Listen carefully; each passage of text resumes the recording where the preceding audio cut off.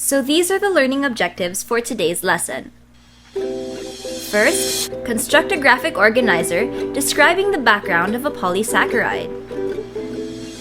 Next, take the multiple choice quiz assessment. And lastly, present an informative role play on the different processes and formation of polysaccharides.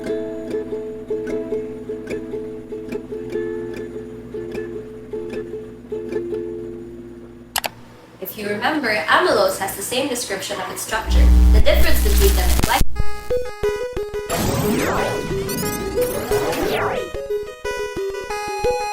Oh no! The town of Polysaccharia has been under attack by the Carbo Dragon. Can you pile up enough points to defeat it?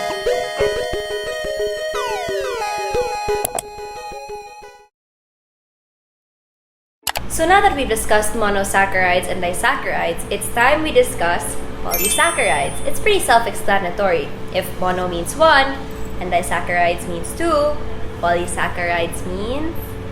Ding, ding, ding, ding, ding. Correct! It means very many.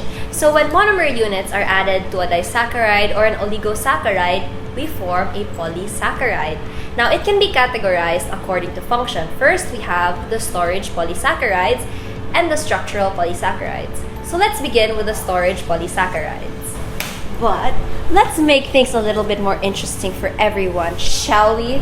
Throughout the whole lecture, I'll be asking you questions, and whenever you get the questions correct, you get a point. Pile up these many points to defeat the evil Carbo Dragon. You may even get a special reward if you get a certain score. So who here likes to drink coffee? Have you ever bought coffee during exam season that you saved for that night's study session? If yes, then you've just described what storage polysaccharides are. Imagine that your coffee is your polysaccharide. For now, you haven't drank it. That's why it doesn't give you any energy or satisfying feeling whatsoever. But once you've drunk it, it gets converted into an energy source for you. Just like how storage polysaccharides are responsible for being converted into an energy source that you use later for bodily functions. Examples of such polysaccharides are starch, glycogen, and dextran. Starch, sometimes called amylum or glucan, is a plant storage carbohydrate. It's made of amylose and amylopectin and is the most important source of carbohydrates in the diet. Structure-wise, amylose is a linear chain of alpha-D-glucose joined in an alpha-1-4 glycosidic linkage. Another example of a storage polysaccharide is glycogen, which can be found in your liver and muscles. So come read along with me about glycogen.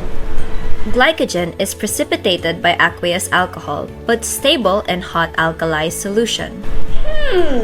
So that means if we add alcohol to glycogen, it causes a substance to be deposited in solid form, or it forms a precipitate. Whereas if we add it in a hot alkali or basic solution, glycogen is stable. Now let's see the structure.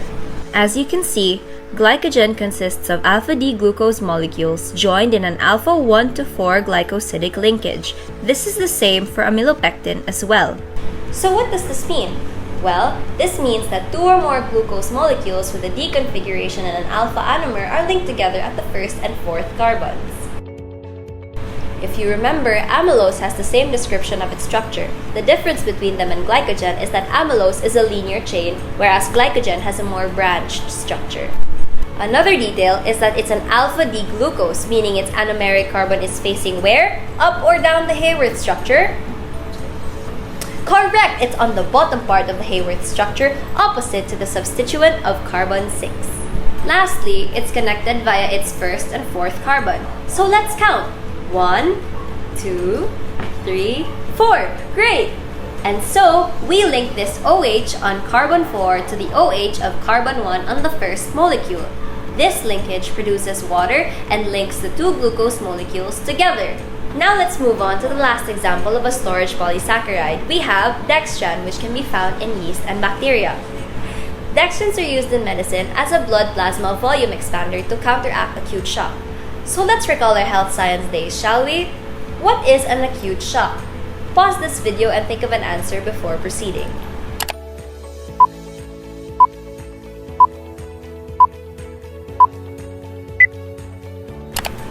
That's correct! An acute shock is when there's a sudden drop of blood throughout the body. Sudden drop of blood flow, I mean.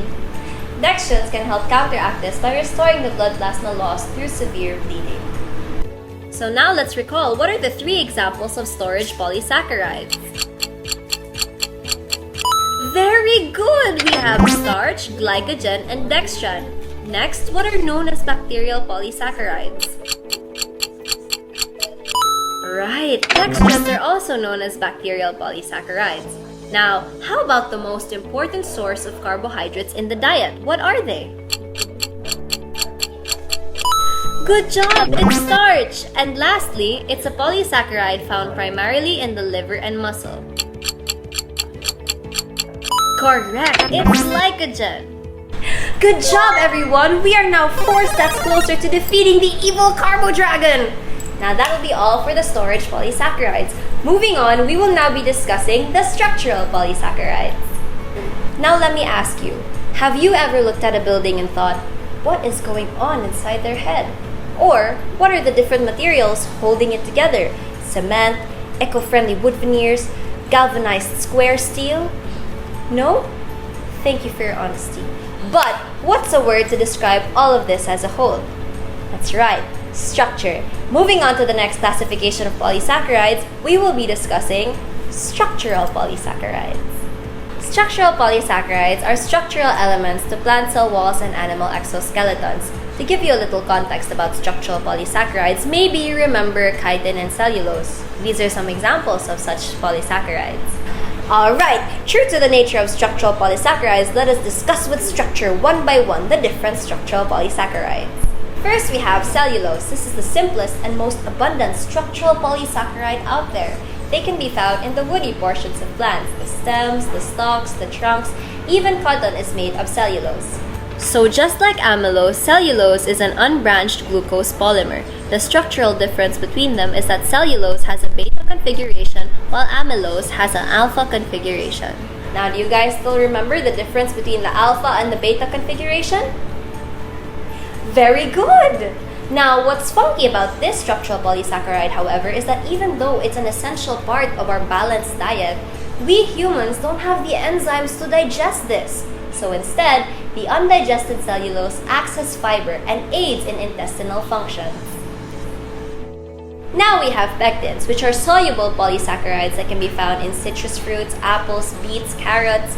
Now they are used extensively in industry for their remarkable gel-forming abilities, and because of this, they're even used as thickeners in cooking and baking.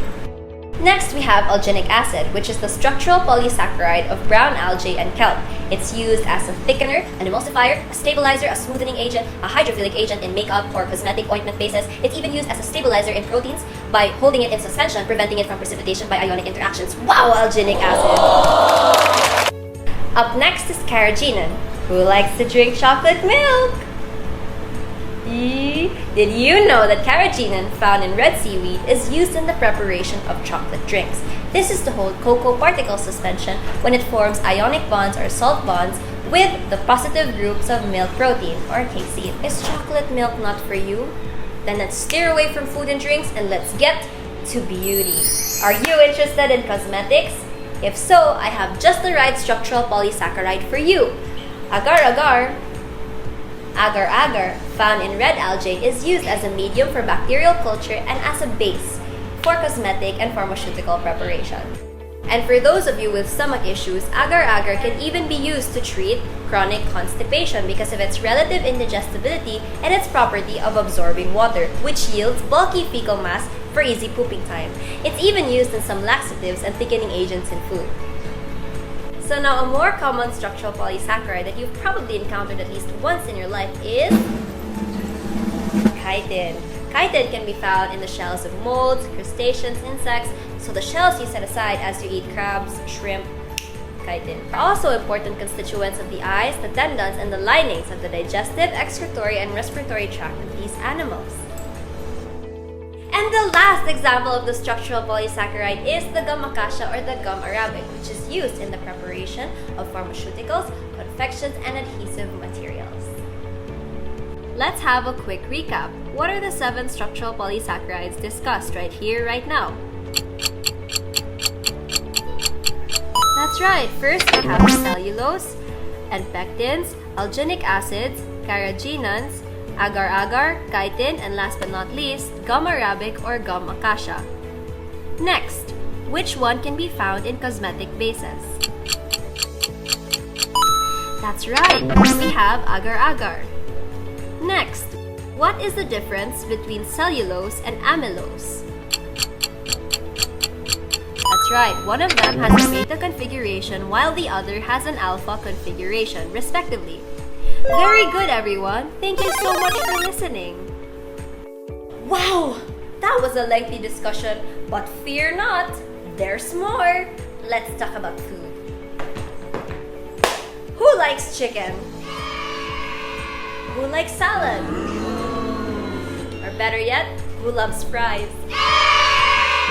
Fries are made of potatoes, and potatoes are super rich in starch. And we just love those starchy sticks, don't we? Now, did you know that the main component of salads are leafy greens? That's right, and they're very, very rich in carbohydrates, especially fiber or cellulose. Now, the main difference between starch and cellulose is that one of them can and cannot be digested by humans. Now, can you take a guess which one can be digested by humans? That's right, it's starch! There are two kinds of carbohydrates in food, the unavailable and the available carbohydrates. First, let's talk about the unavailable carbohydrates. Why are they called as such? This is because they cannot be digested in the body because the enzymes needed to digest these carbohydrates are unavailable in the body. Examples of such carbohydrates include cellulose, hemicellulose, pectin, and lignin. Available carbohydrates, on the other hand, are carbohydrates that can be digested by humans because of the available enzymes in our body. Such examples of carbohydrates include proteoglycan, glycoprotein, glycolipids, and glycosaminoglycans. But how exactly could these carbohydrates be utilized by our body? Now, there are two ways. First, we have the pentose pathway and glycolysis. The pentose pathway is a metabolic process that allows our body to create energy but also make DNA. This works through using a glucose molecule to make NADPH and to make ribose 5-phosphate, which is needed for making DNA and RNA. But here's a question: what exactly makes DNA and RNA? What are their building blocks? That's right, nucleotides. So nucleotides are what makes DNA and RNA. But aside from that, they're also used to make cofactors like ATP.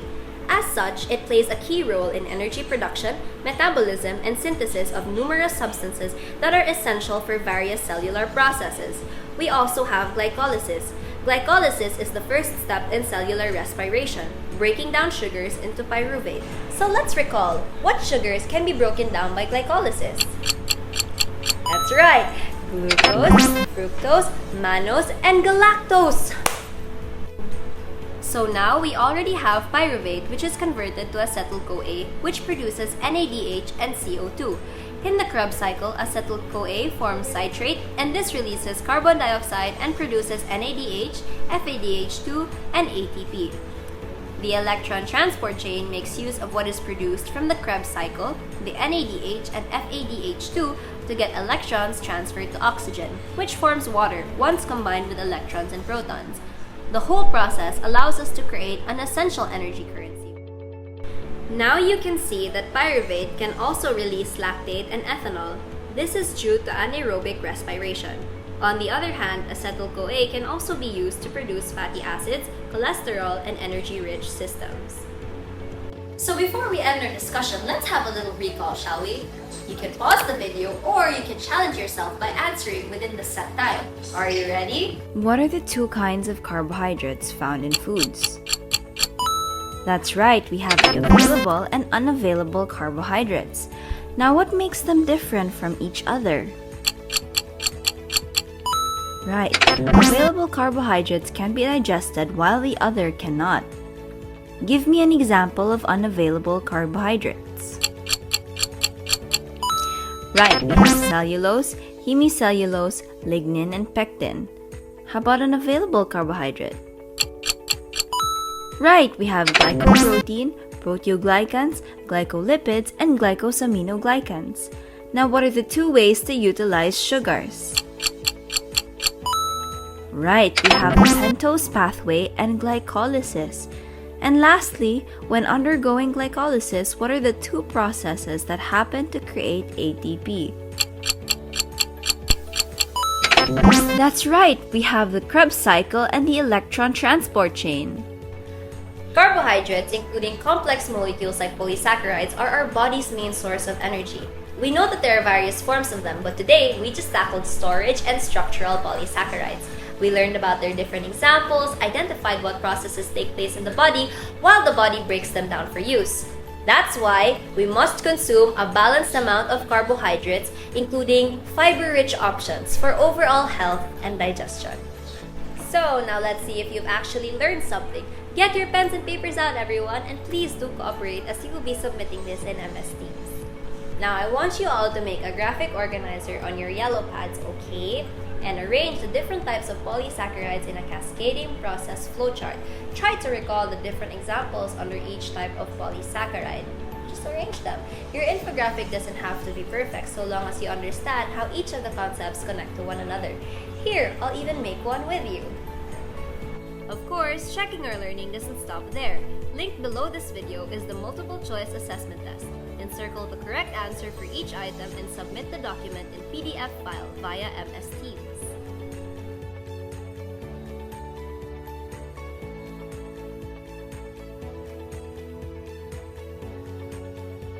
Now I'll be explaining the performance task to everyone. Students are asked to form into groups consisting of 8 to 10 members.